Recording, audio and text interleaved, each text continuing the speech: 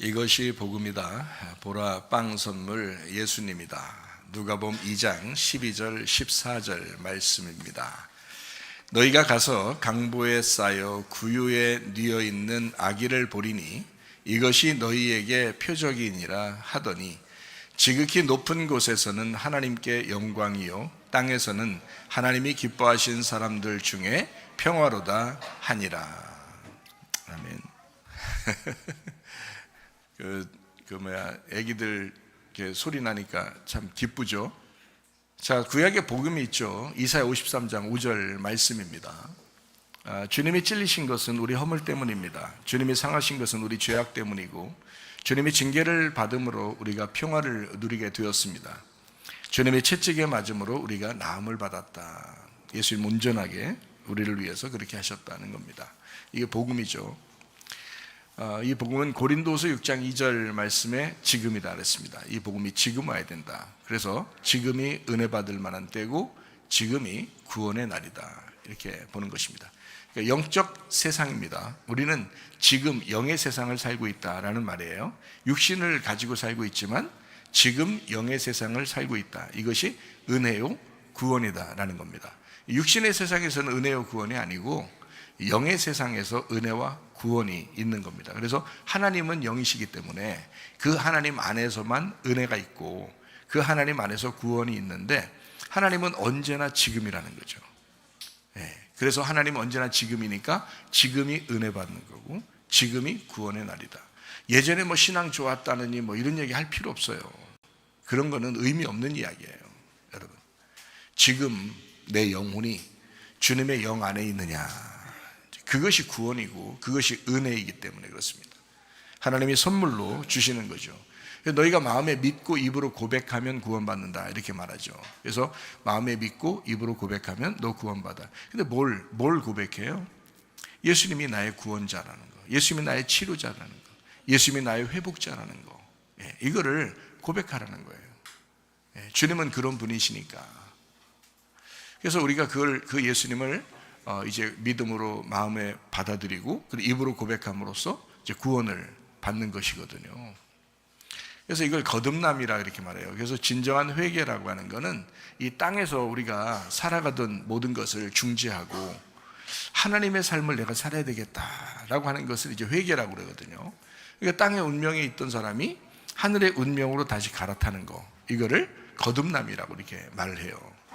사람들이 교회 다니면서 하늘의 운명 그러니까 그래 나 하늘의 운명 살아야지라고 하면서 계속 땅의 운명으로 살아요. 그럼 그건 거듭남이라고 볼 수가 없는 겁니다. 거듭났다라고 하는 것은 영혼의 삶이 바뀐 걸 얘기하는 거예요. 그래서 땅의 운명에 있던 것을 중지하고 하늘의 운명으로 살아가는 겁니다. 이것을 거듭났다, 회개했다, 그걸 구원받았다 이렇게 말하는 것이거든요. 그러니까 저는 이제 성경을 이렇게 말할 때, 설교를 할 때, 제가 늘 여러분에게 설교하면서 어떤 설교를 하면서도 늘 이렇게 울타리를 치고 그것을 벗어나지 않는 이야기들이 있어요. 그게 바로 뭐냐면 그리스도와 교회입니다. 이게 이제 성경인데 이것을 벗어나서 이런 울타리를 치지 않고 그냥 얘기하는 설교들이 있단 말이에요. 그러면 안 된다고. 그러니까 성경은 딱 정확하게 그리스도와 교회에 대한 이야기가 정리되어 있어요.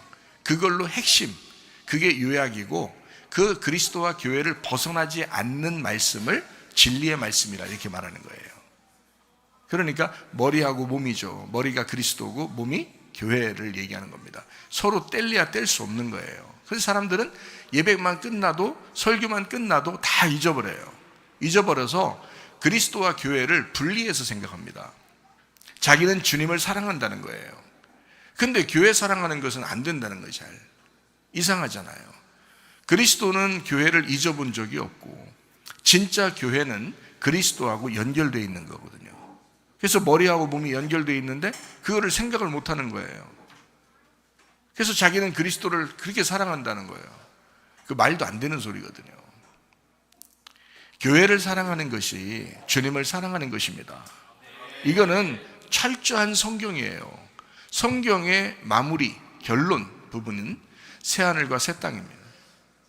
그 교회가 신부가 되었다. 신부인 교회다라고 얘기하는 거거든요. 우리가 인생을 어떻게 살았든 상관없이 신부가 되었다라는 거예요. 새 사람이 되었다. 새 예루살렘이 되었다. 새로운 하늘과 새로운 땅이 되었다. 이것이 성경의 전체 요약이고 그게 결론 부분인데, 그거를 빼놓고 자기는 뭐 주님 사랑한다고 말만, 그게 말만 그러는 거예요. 그래서 주여 주여 한다고 천국 가는 게 아니다라고 하는 게 바로 그래서 그런 겁니다. 주님의 뜻대로, 아버지의 뜻대로 행하는 자라야 천국 간다라는 게, 아버지의 뜻이 어디에 있다고요? 교회에 있다고 그랬잖아요. 아버지의 뜻은 교회에 있는데, 교회는 배제하고 주여 주여, 내가 주님 믿지 않습니까? 내가 하나님 믿지 않습니까? 내가 그리스도를 얼마나 사랑하는데요? 라고 아무리 주장해도 소용없는 짓이에요. 주님 아버지의 뜻을, 아버지의 뜻대로 행해야 된다는 거예요. 그게 교회란 말입니다. 그러니까 이런 울타리가 딱 쳐져 있으니까 요 안에서 설교를 한다고요, 제가. 그러니까 벗어나질 않는 거예요. 그 진리의 말씀에서 벗어나질 않는다. 아버지의 뜻 안에서 벗어나질 않는 말씀들이라고, 이게. 근데 사람들이 자기가 불편하니까 그냥 자기가 벗어나는 거지, 하나님의 말씀이 잘못된 건 아니란 말이에요. 진리의 말씀이라고, 이게. 그리스도와 교회에 대한 이야기를 철저하게 합니다. 그래서요, 그리스도와 교회가 어떻게 이어졌냐면요, 그리스도가 남편이고요, 교회가 신부입니다. 그래서 신랑과 신부 얘기가 나오는 거예요. 처음부터 아담과 하와 이야기가 신랑과 신부 이야기잖아요. 그 결혼에 대한 이야기라고요. 마지막에 요한계시록에서는 어떻게 해요? 어린 양이 신랑이고요, 새 예루살렘이 신부입니다. 그래서 결혼하는 거로 끝나는 거예요. 그러니까 성경 전체가 남자와 여자로 돼 있고, 신랑과 신부, 그리스도와 교회로 돼 있단 말이죠. 그것이 성경 전체인데, 교회는 생각 잘 안 하려고 그래요. 자기도 교회면서, 자기도 신부가 돼야 되면서. 교회는 생각 안 하고 그리스도만 얘기한다고요. 그건 주여 주여 하는 거나 똑같아요. 근데 아버지의 뜻은 교회가 완성이었다. 교회에 있었다. 그래서 교회를 사랑하는 사람이 그리스도를 사랑하는 것입니다. 이것이 아버지의 뜻이에요. 여러분, 교회를 진짜 사랑하기로 결심하시기 바랍니다. 그리고 교회를 사랑하기로 결심하고 새해를 시작하시길 바랍니다. 그래야 진짜가 되는 거예요. 진짜가 나타났다. 진짜가 나타났다. 하나님은 영이십니다. 영이신 하나님은 우리 보고 예배를 이렇게 드리라고 그래요. 영과 진리의 예배를 드리라 라고 합니다. 영과 진리의 예배를 드리라. 하나님은 영이시고 그 진리는 그것이 파헤쳐져서 감추이지 아니하고 이해가 되도록 설명이 돼야 된다는 겁니다. 그 그리스도가, 그 하나님이, 그 아버지라는 영이 이거 파헤쳐져서 우리에게 진리로 깨우쳐져야 된다는 거예요. 그래서 끊임없이 여러분에게 설명을 하는 거예요, 저는. 그래서 어떤 사람은 그래요. 목사님, 설교는 성경 공부 같아요 라는 얘기도 해요. 맞습니다. 성경 공부가 설교고, 설교가 성경 공부가 돼야 되는 거예요. 그래야 진짜 설교인 거예요. 설교 따로, 성경 공부 따로. 아니, 예수님이 설교 따로, 성경 공부 따로 그랬어요? 또 이렇게 모든 사람들에게는 설교하시고, 예수님이 제자들을 따로 모아서 성경 공부하시고, 그 제자 훈련 하셨다는 얘기입니다. 그럼 예수님이 제자들에게 이야기한 건 모든 사람들에게 얘기하는 게 아니에요? 똑같죠. 그럼 특별히 여러분은 주님의 제자들이에요. 주님의 성도들입니다. 교회에 나와서 하나님의 말씀을 듣는다는 것은 여러분이 예수를 믿기 때문에 와서 듣는 거예요. 그럼 여러분은 어디에 속해 있는 거예요? 제자 훈련에 속해 있는 거고, 성경 공부에 속해 있는 거잖아요. 그것이 설교가 돼야 된다는 겁니다. 이해가 되셔요? 근데 사람들은 다 따로따로 생각하려고 한다. 자기 편리한 대로. 아닙니다. 설교가 곧 성경 공부가 돼야 된다는 거예요. 너무 길게 하니까 그것을 좀 짧게 해달라고 요청할 수는 있습니다. 그렇지만 내용적인 면에서는 벗어날 수가 없습니다. 이해가 되겠죠? 그래서 하나님 말씀, 우리가 설교하는 거, 우리 교회는 설교하는 것이 곧 성경 공부고요. 그래서 우리 교회 설교하는 거를 20편을 먼저 들으라 그랬잖아요, 제가. 20편을 먼저 듣고 그 다음에 평가해봐라 그랬잖아요. 아마 우리 교회 설교 20개를 먼저 들으면요, 성경이 이해가 될 것입니다. 성경이 다 이해된다는 게 아닌데 성경이 많은 부분 이해가 될 것입니다. 우리 교회 설교는 자신 있어요. 저도 성도들을 깨우치라고 저를 다시 부르셨습니다. 하나님이요. 성도들을 깨우치고 있는 중이에요. 우리 교회에 있는 사람들에게만 깨우치는 것이 아니라 다른 곳에 있는 사람들에게도 깨우치는 방법들이 지금 말세에 참 좋은 방법들이 생겨났어요. 그래서 다른 교회 사람들도 깨우치는 역사가 일어나게 되는 거죠. 얼마나 감사한지 모르겠습니다. 자, 진리를 알지니 진리가 너희를 자유롭게 할 것이다. 우리는 억압된 사람이 아닙니다. 율법에 의해서 억압된 사람이 아니라 자유한 사람, 복음 안에서 은혜를 깨달은 사람, 기쁨이 있는 사람, 즐거움이 있는 사람들입니다. 자, 누가복음 2장 12절 14절 말씀을 우리 다시 한번 보겠습니다. 너희가 가서 강보에 쌓여 구유에 뉘어 있는 아기를 보리니 이것이 너희에게 표적이니라 하더니 지극히 높은 곳에서는 하나님께 영광이요 땅에서는 하나님이 기뻐하신 사람들 중에 평화로다 하니라. 자, 우리 교회 설교를 아는 사람들은 이 말씀들이 이해가 될 것입니다. 그러나 이 설교들을 잘 많이 이해를 못하는 사람들은 오늘 본문의 말씀을 읽어도 무슨 말씀이지? 그냥 하늘에는 영광이요 땅에는 기쁨이 있는가 봐. 그래서 예수님이 오시면 그냥 마냥 기뻐하면 되는 건가 봐 라고 생각한단 말이에요. 이거는 성경 전체의 울타리를 몰라서 그런 겁니다. 성경 전체의 울타리를 알고 이 말씀들을 읽는다면 이건 눈물 나는 이야기예요. 이 이야기는. 그래서 우리 교회는 이 성탄절이 아니라 눈물 나는 이야기로 말씀을 한 겁니다. 다르죠. 달라요. 그냥 기쁨이 있는 게 아니고요. 눈물 속에서 기뻐하는 진정한 기쁨. 아기를 낳을 때 고통스럽죠. 아기를 낳을 때 고통스러운데 그 고통 가운데 있는 그 눈물 가운데 있는 그 아이를 출산한 그 기쁨, 그거예요. 그것이 진짜 성탄절이죠. 그냥 마냥 아무것도 모르면서 그냥 무조건 기뻐해라, 즐거워해라, 그러면 되는 줄 알고 그런 거 아닙니다. 그건 마치 그냥 어린애 같은 거죠. 어린아이 같은 거. 자, 누가복음 2장의 12절 14절의 말씀에 보니까 12절에 보니까 베들레헴에 이제 나신 그분이 구유에 뉘었다라고 되어 있습니다. 구유에 뉘었다. 그리고요 14절에 보니까 하나님께는 영광이요 땅에는 하나님이 기뻐하신 사람들 중에 평화로다 이렇게 말씀했습니다. 강보에 쌓여 구유에 누워 있다. 자, 구유에 누워 있다는 말은 어떤 의미라고요? 누가 먹으라고 하는 거라고요? 짐승들이 먹으라는 얘기니까 밖에 있는 모든 사람은 다 누구예요? 그러니까 여러분과 저를 포함해서 짐승이라는 얘기죠. 우리가 먹어야 할 예수란 말이에요. 우리가 먹어야 할 예수, 우리가 먹어야 할 빵, 우리가 먹어야 할 예수. 그렇죠? 구유에 누워 있으니까 우리가 먹어야 할 예수. 자, 그러면 우리 한번 생각해 봐요.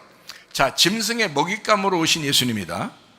그러면 우리가 뭘 먹어야 될 거 아니에요? 그럼 뭘 먹어야 돼요? 어떻게 먹어야 돼요? 어떤 예수를 먹어야 되는 거예요? 도대체가 여러분 어떤 예수 먹고 싶어요? 어떤 예수 먹고 싶냐고요? 자, 제가 이런 예수 먹으시라고 제가 가르쳐 드릴게요.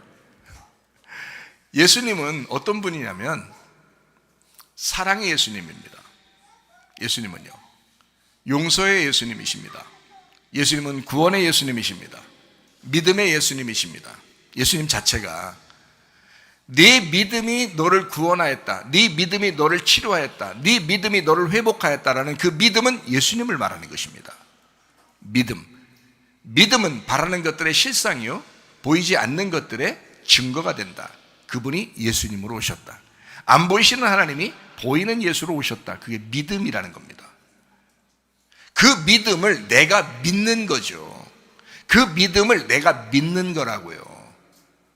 그러니까 믿음 자체, 그러니까 믿음이라는 예수라 이 말이에요. 믿음이라는 예수. 자, 온유하신 분이죠. 온유한 예수입니다. 겸손하신 예수님이십니다. 자, 생각해 보세요. 예수님이 이 땅에 오셔야 복의 근원이 돼요. 예수님이 오시지 않으면 복이라는 게 뭔지를 몰라요. 복은 영생인데 영생은 예수 그리스도를 아는 것이거든요. 예수 그리스도를 알아야 이게 복이에요. 근데 그 복을 예수가 안 오면 모르니까, 예수를 모르니까 복이 안 오는 거예요. 여러분 복 받고 싶잖아요, 우리가. 근데 진정한 복이 뭔지를 모르잖아요. 진정한 상급이 뭔지를 모르잖아요. 예수님이 와야 안다니까요. 그분이 우리의 상급이고 그분이 우리의 복의 근원이니까. 사람들은 복 받게 해주세요, 복 받게 해주세요 하는데 사실 그 복이 예수님이시라고요. 근데 그 예수님은 상관없이 이 땅에 있는 것을 자꾸 원한다는 거예요. 솔직히 말하면. 그러면서 그걸 복 받았다고 얘기하는 거라고요. 말이 안 되는 것입니다. 예수로 충만하시기를 바랍니다. 어떤 예수를 먹을 것이냐? 예수는 지금 구유에 누워 있어요. 그 예수를 먹어야 되는데 어떤 예수를 먹고 싶습니까? 어떤 예수를 먹을 거예요? 사랑의 예수를 먹으시기 바랍니다. 용서의 예수를 먹으시기 바랍니다. 구원의 예수를 먹으시기 바랍니다. 믿음의 예수를 먹으시기 바랍니다. 온유의 예수를 먹으시기 바랍니다. 겸손한 예수를 먹으시기 바랍니다. 복의 근원 되신 예수를 먹으시기 바랍니다. 그 예수를 먹으시라 이 말이에요. 용서의 예수를 안 먹으니까 용서를 안 해요.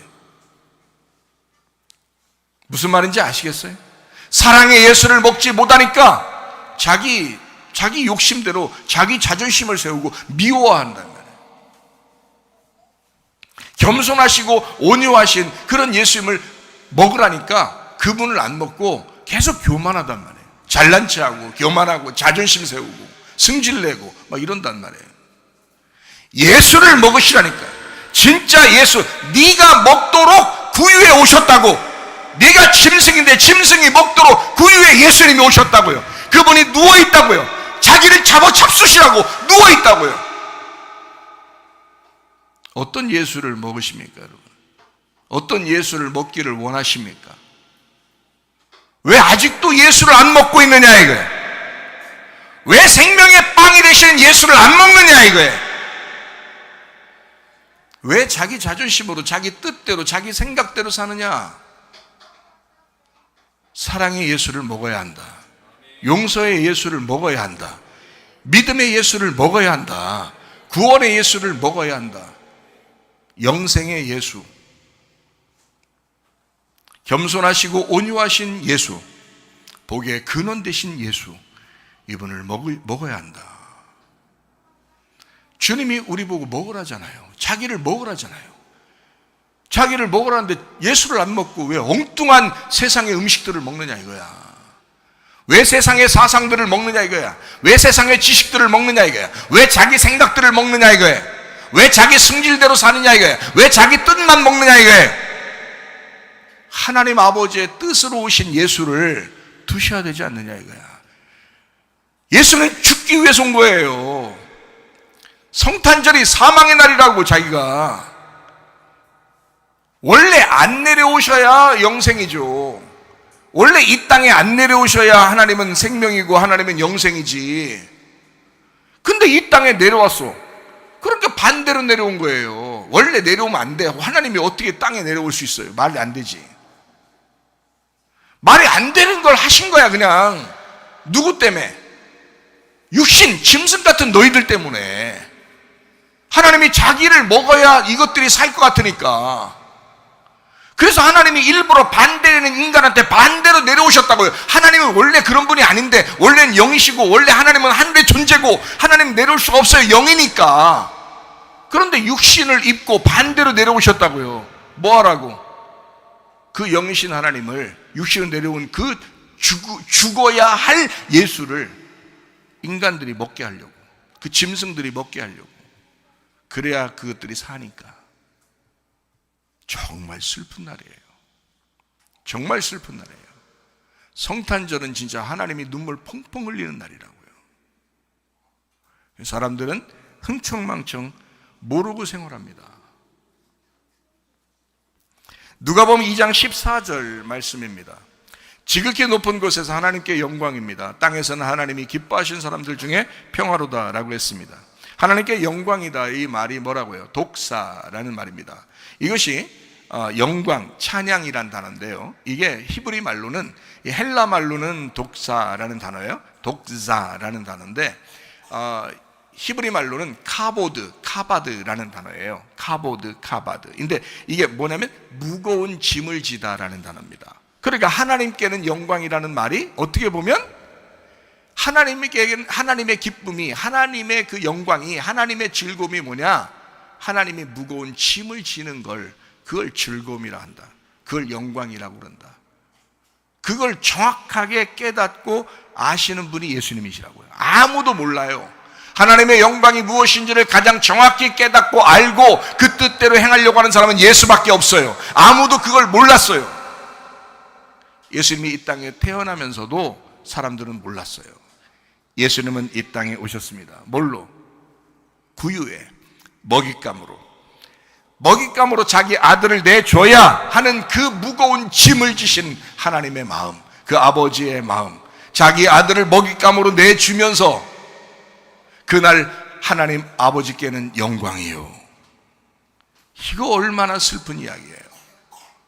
무거운 짐을 지신 아버지, 그 아버지의 뜻을 알고 무거운 짐을 지고 살아가는 그 아들 예수, 한 번도 호탕하게 웃어본 적이 없는 그 아들, 늘 수심이 가득한 아버지의 뜻을 완성할 때까지는, 그 십자가에 못 박혀 죽을 때까지는 늘 가슴이 아련하게 살아갈 수밖에 없는 그 하나님의 아들 예수, 하나님 아버지의 뜻을 정확하게 깨달은 유일한 사람 예수, 하나님 아버지가 그래야 영광 받으신다는 것을 아는 예수, 그게 무거운 짐을 지신 아버지의 뜻을 아는 무거운 짐을 진 아들의 마음이란 말입니다. 그게 영광이에요. 그걸 찬양한다라고 하는 겁니다. 그걸 찬양한다. 그 사실을 정확하게 깨닫고 기도한다. 그 사실을 정확하게 깨닫고 노래한다. 이것이 찬양이란 말입니다. 땅에서는 사람들에게 평화로다라고 했습니다. 에이레네라는 단어입니다. 에이레네라는 단어는, 헬라어로 에이레네라는 단어는 가장 많이 쓰이는 단어가 결합하다라는 단어입니다. 결합하다, 연합하다, 하나 되었다. 이것이 평화라는 단어입니다. 이게 구약 성경에서는 샬롬입니다. 샬롬, 샬람, 솔로몬 이런 말인데요, 이 샬롬이라는 말, 완전하다라는 말입니다. 완전함, 평화 이런 단어거든요. 완전해졌다, 평화, 승리했다 이런 말인데요. 자, 하나님께는 영광이요, 땅에서는 기뻐하시는 자의 평화로다, 이렇게 했습니다. 그럼 평화가 뭐라고요? 결합되었다, 하나가 되었다, 서로 연합하게 되었다. 자, 하나님과 우리가 떨어졌었는데 서로 연합하게 되었다, 서로 결합하게 되었다, 서로 하나가 되게 되었다, 이런 말이잖아요. 그러니까 마음이 평안해졌다, 이런 거예요. 이것이 평화로다라는 그런 말입니다. 자, 하나님께는 영광이요, 땅에는 평화로다. 자, 무슨 말인지 이해가 되시겠죠? 그러니까 이걸 뭐라 그러냐? 교회라 그러는 거예요. 땅에서는 평화로다라는 걸 교회라 그러는 거예요. 하나님께는 영광이요, 그게 뭐예요? 그러면 그리스도를 얘기하는 거지. 교회가 나오면 그리스도가 떨어질래야 떨어질 수가 없고, 그리스도가 나오면 반드시 교회가 나와야 된다니까요. 그러니까 이 두 개를 똑같이 같은 절수에 설명하는 거예요. 하나님께는 영광이요, 땅에는 평화로다. 하나님께는 그리스도만 있는 것이요, 이 땅에서는 교회가 세워질 것이다, 이 말입니다. 얼마나 정확한 얘기입니까? 교회가 그냥 막 세워졌나요? 하나님 아버지의 피로 세운 교회란 말이에요. 그러니 하나님의 관심이 어디에 있겠냐고요? 늘 교회에 있습니다. 하나님의 마음의 관심은 늘 교회에 있다고요. 그래서 교회를 사랑하는 자를 하나님이 사랑하시는 거고요, 교회를 사랑하지 않는 자를 하나님께서도 사랑할 수가 없는 겁니다. 교회를 사랑하는 자를 하나님은 사랑할 수밖에 없다. 하나님의 마음, 하나님의 피가 섞인 그 교회, 그 교회를 하나님은 사랑하신다. 자, 하나님은 두 번에 걸쳐서 이 땅에 사람들과 관계하기 위해서 오셨습니다. 하나는 예수님의 탄생이요, 하나는 성령님의 오심입니다. 신명기 11장 14절 말씀에 보면 이른 비와 늦은 비를 내리겠다. 그래서 이른 비는 예수님 오시는 거, 늦은 비는 성령님의 오시는 걸 얘기합니다. 그래서 10월과 4월을 말하는데 가을과 봄의 이야기를 하는 거죠. 그래서 성령님이 오시는 거는 봄에 오시고요, 그리고 예수님 오시는 거는 가을에 오신다, 이렇게 되어 있는 구약 성경입니다. 신명기 32장 2절 말씀에 보면 주의 말씀은 소나기같이 임한다라는 말이죠. 가을비와 봄비가 그렇게 소나기처럼 한꺼번에 붙는데, 그래서 예수님이 오신다는 것, 그리고 성령님이 오신다는 것, 이거를 성경의 것으로 따지면 성탄절과 오순절을 이야기하는 것입니다. 그러니까 두 번의 똑같은 하나님이 이 땅에 내려오시는 걸 얘기하는 거죠. 그래서 성탄절과 오순절은 같은 것이다. 둘 다 어둠 가운데서 오는 것이었습니다.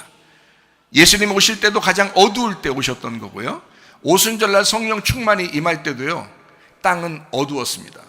그 말은 무슨 말이냐면 땅에 죄악이 있을 때 그 어둠이 있는 가운데 성령님의 충만함이 임하셨다라는 겁니다. 그래서 사람들이 베드로의 설교를 듣고, 주님의 제자들의 설교를 듣고 사람들이 막 통곡하며 울었습니다. 그렇게 회개하는 자들이 3,000명이 됐다. 그게 사도행전 2장을 여러분이 자세히 읽어보면 나와 있습니다. 그때는 아주 요엘서 2장과 같이, 요엘서 2장에 예언했던 그 말씀대로 사도행전 2장에 아주 흑암이 있고 심판이 있고 아주 어려운 그 시간에 하나님의 성령께서 임하신다라는 것을 요엘서 2장에 예언했던 말씀이 사도행전 2장에 그대로 이루어지는 겁니다. 그러니까 한마디로 말하면 예수님도 어두울 때 빛으로 오셨고요, 성령님도 가장 사람들이 통곡하며 울고 있는 그 회개의 시간에 성령님도 임하셨다는 거예요. 그 어둠 가운데 빛이 임한다는 거죠. 그래야 값어치가 있죠. 근데 교회 나오면 사람들이 회개를 안 해요. 그냥 교회 나와서 예배 드리면 다 끝난 줄 알아요. 회개를 안 합니다. 그러니까 자기가 늘 빛인 줄 알아. 자기가 늘 낮인 줄 알아. 그러니까 자기가 밤이 오고 그 다음에 낮이 와야 그게 저녁이 되면 아침이 되니 이것은 하나다, 이렇게 되는 건데, 자기가 늘 낮이라고 생각하는 거예요. 자기가 늘 빛이라고 생각하는 거예요. 아니라고요. 여러분이 빛이겠어요? 바울이 더 빛이겠어요? 바울이 훨씬 더 빛이죠. 빛된 예수님을 직접 만나고, 그리고 바울이 얼마나 선교를 많이 했습니까? 여러분보다 훨씬 더 빛이죠. 근데 바울은 어떻게 살았다고 그랬어요? 날마다 죽는다 그랬어요. 자기는 날마다 죽는다. 뭘 얘기하는 걸까요? 회개입니다.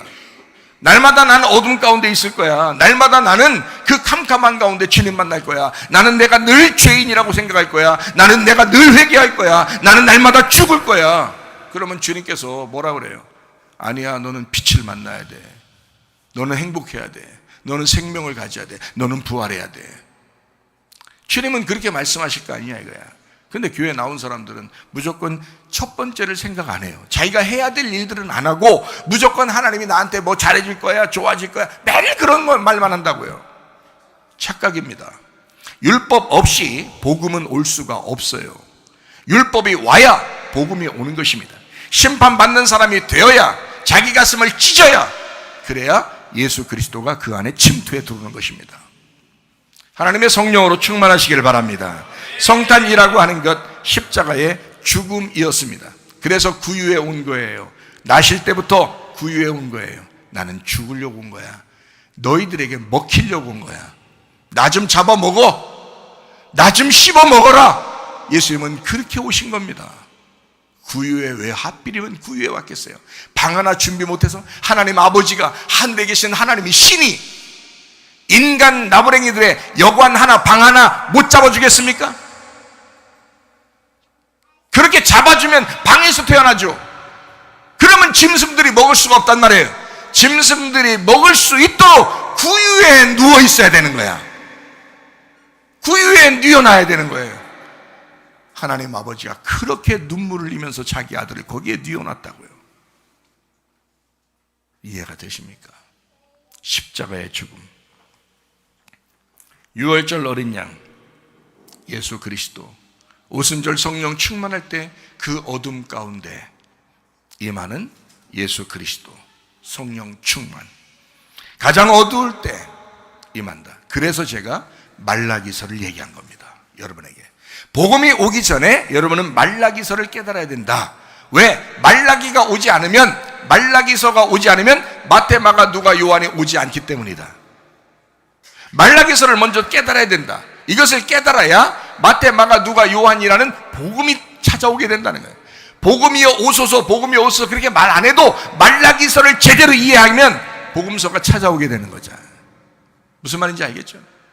그래서 말라기서 4장 5절 말씀, 주의 크고 무서운 날이 오기 전에 선지자 엘리야를 보내겠다. 열왕기하 1장 8절, 자, 털이 많은 사람 엘리야 가죽띠를 띄었다. 마태복음 3장 4절, 침례 요한은 낙타털 옷을 입고 허리에 가죽띠를 띄었다. 같은 얘기죠. 침례 요한과 엘리야. 마태복음 11장 14절, 자, 이 침례 요한이 엘리야야 라고 설명하죠. 그러면 이 말은 말라기서를 지금 예수님도 알고 사람들도 알고 있었단 얘기야. 말라기서를 알고 있는 사람들에게 침례 요한을 소개해 주는 겁니다. 왜요? 침례 요한이 먼저 만나서 두들겨 패버려야 되거든요. 침례 요한을 먼저 만나서 두들겨 맞은 사람들만 예수가 가는 거예요. 그 사람들에게. 그 침례 요한을 만나서 두들겨 맞은, 율법에 의하여 두들겨 맞은 사람들이 있었어요. 사마리아 여자 같은 사람, 가늠한 여자 같은 사람, 삭개오 같은 사람, 소경 같은 사람들, 가난한 사람들, 과부들, 이런 사람들 예수님이 찾아가시는 겁니다. 예수님이요 사마리아 여자를 직접 찾아갔습니다. 왜요? 두들겨 맞은 여자예요. 율법에 의해서 두들겨 맞은 죄인이었습니다. 삭개오, 예수님이 찾아간 거예요. 여리고로 예수님이 찾아갔잖아요. 여리고로 일부러 간 거예요. 그리고 삭개오 한 명만 구원했습니다.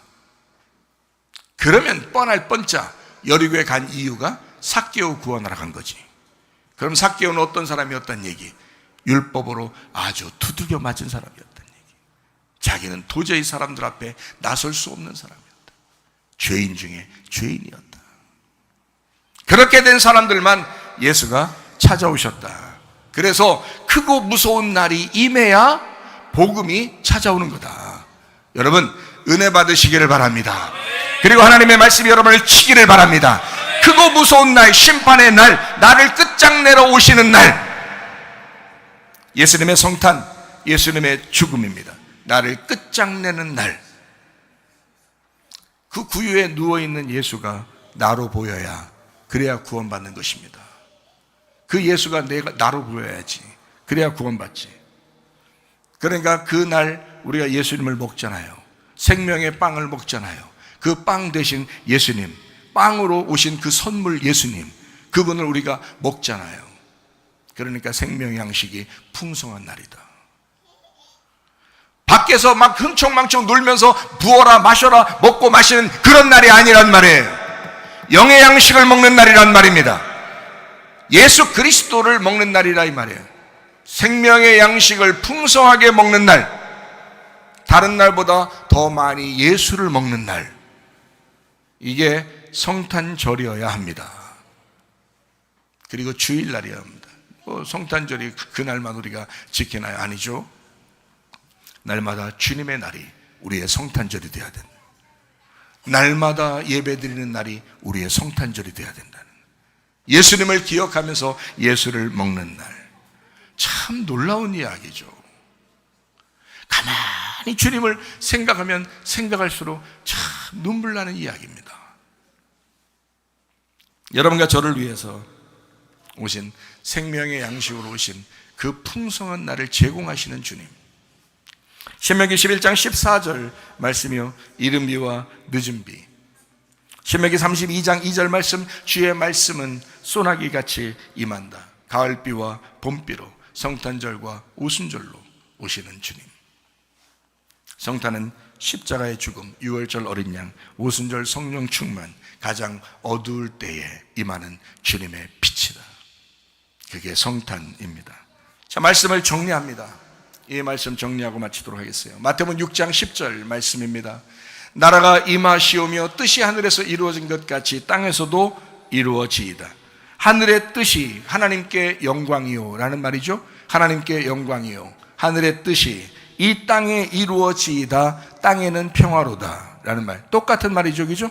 자, 뜻이 하늘에서 이루어진 것처럼 땅에서도 이루어지이다. 하나님께는 영광이요 이 땅에는 평화로다. 하나님께 영광이 뭐예요? 그리스도다. 이 땅에 우리를 위해서 먹잇감으로 와서 죽으셔야 할 그리스도다.